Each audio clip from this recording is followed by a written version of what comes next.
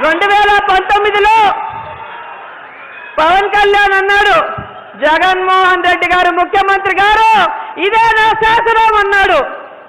శాసనం అన్నవాడిని శాసనసభ గేటు కూడా తాకనీయలేదు మా జగనన్నాన్ని కూడా ఈ సందర్భంగా తెలియజేసుకుంటున్నాను. ఈరోజు పవన్ కళ్యాణ్ నువ్వు రీల్ స్టారే కానీ రియల్ స్టార్ మా జగన్మోహన్ రెడ్డి గారు అనే గర్వంగా చెప్పగలను.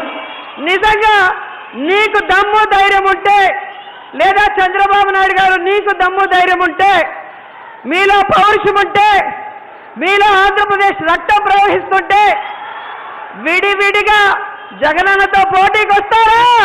నువ్వు అసెంబ్లీ గేటును కూడా తాకలేమన్నారు. నేను ఎంత సీరియస్గా తీసుకున్నా నాకు తెలియదు, నేను విన్నా వదిలేశా. కానీ మీరు ఇచ్చిన విజయం పిఠాపురంలో మీరు చాలా సీరియస్గా తీసుకున్నారు.